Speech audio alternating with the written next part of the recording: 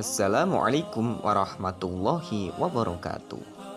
Sahabatku yang beriman, kalian pasti tidak asing ketika mendengar ulama yang bernama Kiai Haji Maimun Zubair atau biasa disapa dengan Mbah Mun. Mbah Maimun Zubair memiliki banyak karomah. Apa saja sih karomah yang dimiliki beliau? Di sini cerita Islami akan membahas 7 karomah Mbah Maimun Zubair. Apa saja sih 7 karomah Mbah Maimun Zubair itu? Simak selengkapnya. Akan tetapi sebelum lanjut, jangan lupa like, subscribe, dan juga nyalakan loncengnya. Yang pertama, menghentikan hujan lebat. Salah satu karomah Mbah Maimun Zubair yang terungkap ke publik adalah menghentikan hujan lebat. Mulanya Mbah Maimun tengah mengisi acara Maulid Nabi di Kudus. Di tengah-tengah acara, hujan pun turun dan seketika membuat sebagian orang panik. Pada saat yang sama, panitia pun kebingungan karena Mbah Maimun terkena percikan air hujan dan tak mau pindah ke dalam rumah. Panitia pun berusaha memayungi Mbah Maimun. Di sela-sela acara, Mbah Mun berdoa pada Allah Subhanahu wa Ta'ala dan diikuti para jamaah. Tak lama, hujan deras pun turun dan membuat takjub para jamaah. Yang kedua, melipat waktu. Karomah Mbah Maimun Zubair yang satu ini diceritakan langsung oleh Kiai Haji Faudolan Musyafa. Melansir lingkar Madiun pikiranrakyat.com, hal ini bermula saat Kiai Haji Faudolan dan Mbah Mun berziarah ke makam Imam Shadhili di Mesir.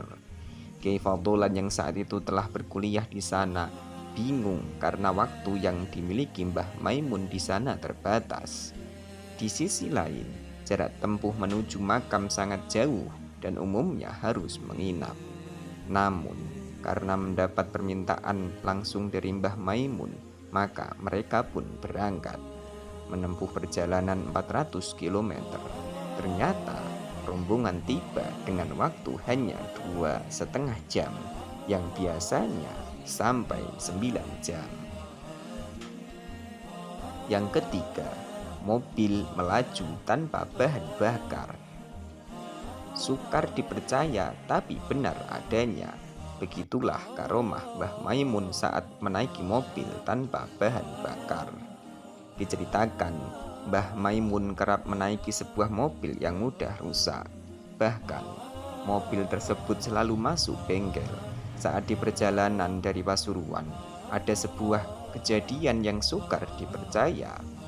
Seorang montir bengkel yang meriksa kondisi mobil itu mengatakan bahwa saluran selang mobil tersebut tidak tersambung. Anehnya, sang montir pun tak percaya karena mobil itu masih bisa berjalan. Yang keempat, bertemu Nabi Khidir alaihi salam. Karomah Mbah Maimun Zubair lainnya adalah bertemu Nabi Khidir alaihi salam saat dia masih menjadi santri di Pondok Lirboyo Kediri, Jawa Timur. Ketika itu, Mbah Mun merasakan kehadiran seseorang dan memanggilnya dari arah makam dekat pondok. "Kamu cinta kepada saya juga cinta kepada kamu.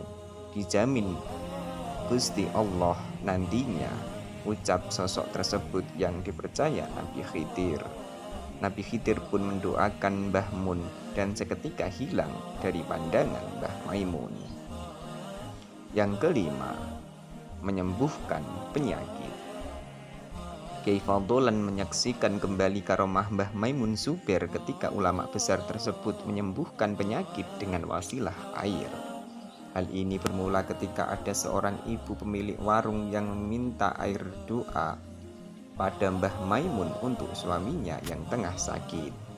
Mbah Maimun pun mendoakan air tersebut dan diberikan pada suaminya.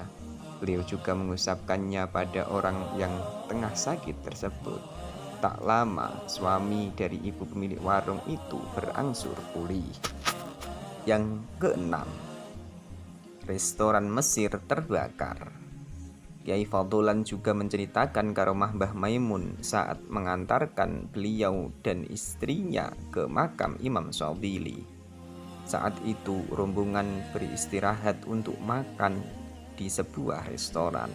Usai makan, Mbah Maimun memberikan uang 300 pon Mesir pada Kiai Fadlan.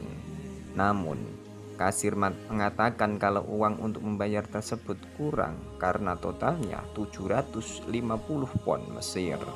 Padahal uang yang dibayarkan Mbah Maimun lebih dari cukup sesuai pesanan. Mengetahui Kiai Fadlan menambah uang yang kurang tersebut, Mbah Maimun mengatakan, "Bukan dari golongan kita." Masya Allah. Tak lama restoran tersebut mengalami kebakaran setelah rombongan Mbah Maimun pergi. Yang ketujuh, mengetahui tanggal wafatnya. Karomah ini dikisahkan oleh jemaah haji asal Tegalrejo bernama Sodikun. Saat itu, Sodikun diminta kakaknya untuk sowan pada Mbah Mun yang tengah menunaikan ibadah haji. Singkat cerita, Sodikin akhirnya bertemu Mbah Mun dan bertanya sampai kapan Mbah Mun akan tinggal di Makkah. Mbah Mun menjawab bahwa dia akan tinggal sampai tanggal 5. Sodikun merasa heran karena ibadah haji jika dihitung dari kalender Hijriyah maupun Masehi akan berakhir di sekitar tanggal belasan. Rupanya pada 5 Zulhijjah 1440 Hijriyah atau 6 Agustus 2019, Sodikin baru menyadari bahwa tanggal tersebut adalah waktu di mana Mbah Mun wafat. Wallahu a'lam bishawab. Wassalamualaikum warahmatullahi wabarakatuh.